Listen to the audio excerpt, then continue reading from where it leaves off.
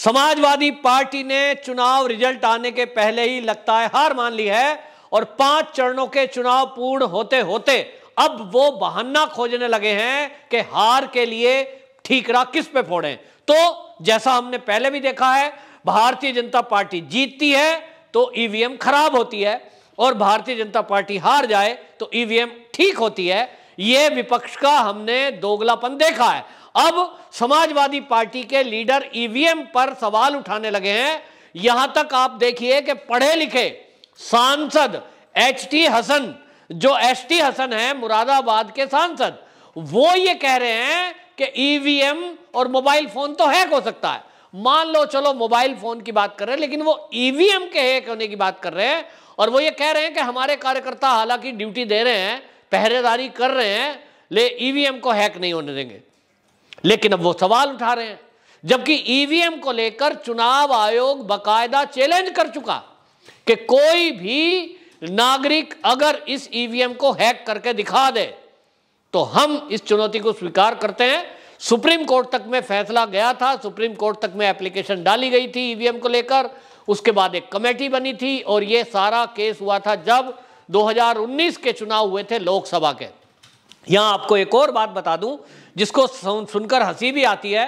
जो एसटी हसन है, ये समाजवादी पार्टी के मुरादाबाद के सांसद, ये क्या कह रहे हैं कि जब वो पिछला चुनाव हुआ था लोकसभा का, उस समय भी 3 बजे कुछ लोग आए थे और लॉक रूम खोला था। ये कहते हैं लॉक रूम खोलने का 3 बजे का मतलब क्या है।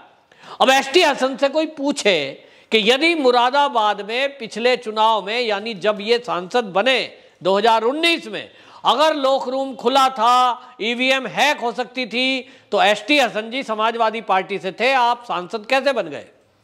इसका जवाब शायद नहीं है इनके पास, लेकिन सवाल उठाएंगे क्योंकि हार रहे हैं। अब हार को लेकर किस तरह की बातें कर रहे हैं, तो अब ये कह रहे हैं कि जब तक गिनाई नहीं तब तक ढिलाई नहीं, नारा दिया समाजवादियों ने, एक नया नारा दिया है।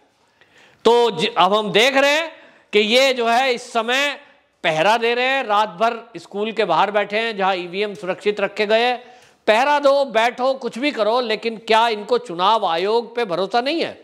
इस मामले में लेकर जिस तरह से आपको बताऊं एसटी हसन ने सवाल उठाए, वो एक सांसद है और सांसद होते हुए यदि इस तरह की बात कर रहे हैं तो वो कहीं ना कहीं चुनाव आयोग पर सवाल उठा रहे हैं और चुनाव आयोग पर सवाल उठाकर देश की संवैधानिक संस्था पर सवाल उठा रहे हैं।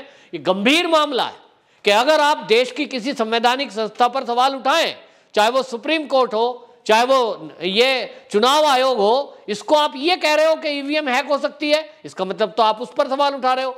अगर आप ये कह रहे हो लॉक रूम रात को खुलते हैं, इसका मतलब तो चुनाव आयोग की जो निगरानी वहां है वो है ही नहीं। इसका मतलब तो जिस राज्य में चुनाव होंगे वो कुछ भी कर देगा। तो इसका मतलब एसटी हसन जी आप क्या कहना चाहते हैं? जहां जहां बीजेपी की सरकार नहीं आई है, जैसे कि पश्चिम बंगाल, तो वहां ममता बनर्जी ने ईवीएम हैक करी है क्या? आप उत्तर दें इसका उत्तर नहीं देंगे। इनको ये जो सवाल उठाया है सांसद ने, ये सोचना चाहिए कि आप ईवीएम की बात कर रहे हो। अखिलेश यादव भी इसको ट्वीट कर रहे हैं और वो कह रहे हैं कि साहब ये ईवीएम हैक हो सकती है, ईवीएम के जरिए भाजपा पे एक ही रास्ता बचा है, नहीं तो हमारी सरकार बन रही है। भाई अखिलेश यादव जी, अगर आपके अनुसार आपकी सरकार बन रही है तो जो आपका पक्ष लेने वाले मीडिया वाले हैं वो ये कहते हैं अब तक कि अखिलेश की सरकार बन रही है। बीजेपी का आप फेवर करने वाली बात करते हो, आप कहते हो जी मीडिया को खरीद रखा है। भैया कोई तो कहता, सारे सर्वे जितने भी हुए हैं, चाहे वो मीडिया हाउसेस के बजाय किसी प्राइवेट एजेंसी ने भी किए हैं, सबके सब कह रहे हैं कि 250 से अधिक सीटें बीजेपी लाएगी।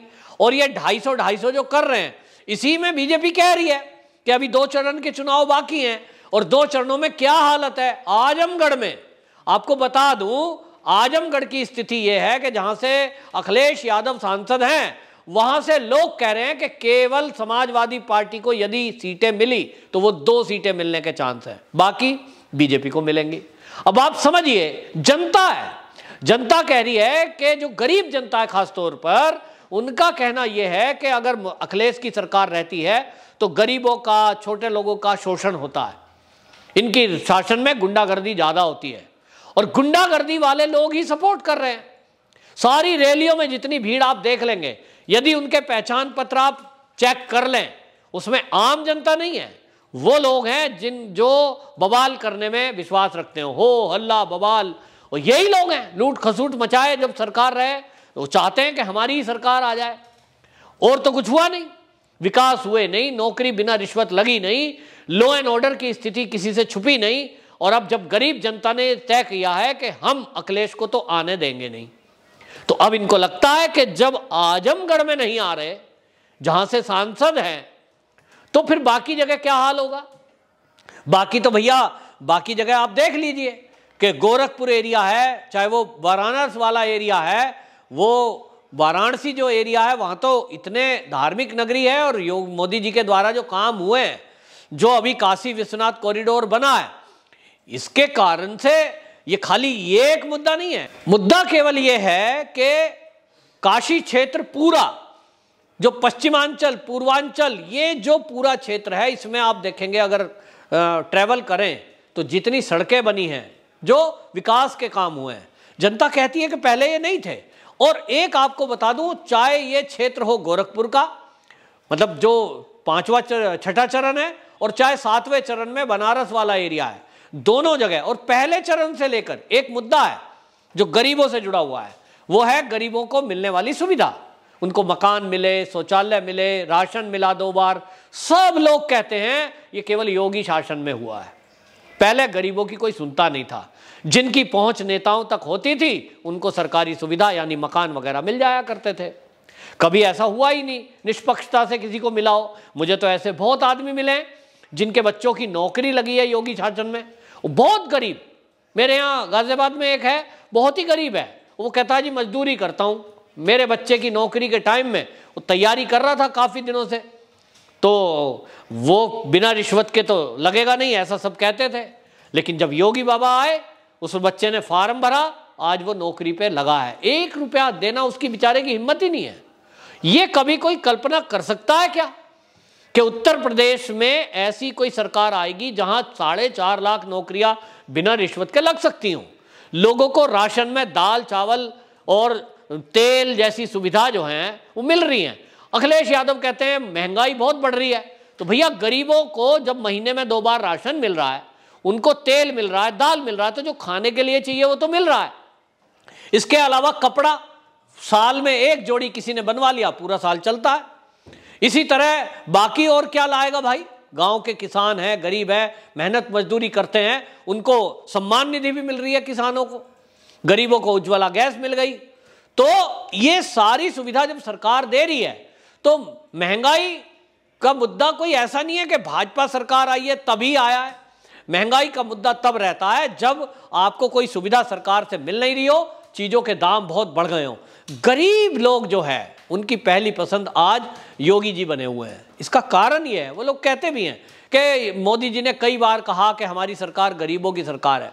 तो वाकई में जिस तरह से गरीबों की रक्षा सुरक्षा और उनको सुविधा दी गई, ये पहले की सरकारों में तो हम कल्पना नहीं कर सकते। और इसीलिए आपको बताऊं, एक अंडर करंट की बात होती है बार बार हर चुनाव में, इस चुनाव में भी हो रही है कि ऊपर से देखेंगे तो लगभग 250 सीटें बीजेपी को आ रही है, ऐसा लोग बोलते हैं।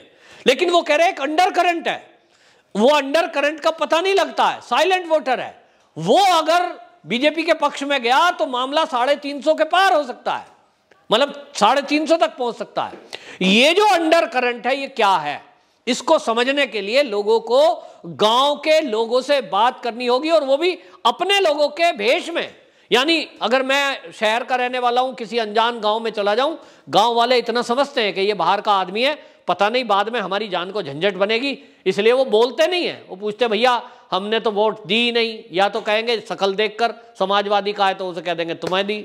लेकिन अगर आप लोगों के मन की बात सुनेंगे, क्योंकि जो अपने परिचित हैं, मेरे जो जानकार है, जो रिश्तेदार है, वो आपको सच बताते हैं। उनसे पूछिए गांव का माहौल क्या है, तो वो कहते हैं गरीब तबका पहली बार ये महसूस कर रहा है कि ये जो योगी सरकार है ये हमारे लिए जो सुविधा दे रही है ये बिना भेदभाव के दे रही है। इसमें जो पहुंच वाले लोग हैं, पैसे वाले लोग हैं, उनका इंटरफेयर नहीं चल रहा। और इसी तरह गुंडागर्दी आप देख लीजिए, आजमगढ़ है, मऊ है, ये जो एरिया है कुशीनगर वाला, ये सारा बेल्ट जो है, यहाँ एक दबंगई रहती है एक विशेष धर्मों की, विशेष जात वालों की। लोग कहते हैं ये गुंडागर्दी दबंगई ये अब नहीं है, जब से योगी जी आए हैं। जो गुंडाई दबंगई करता है, हम थाने जाते हैं वो तुरंत अरेस्ट हो जाता है।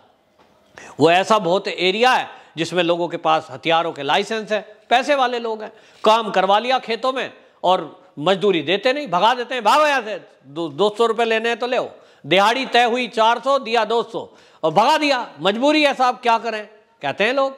लेकिन अब जब सरकार खाने को दे रही है, मकान दे रही है, तो कहते हैं थोड़ी बहुत ज़रूरतें हमारी हैं, गांव के लोगों की कितनी ज़रूरतें हैं।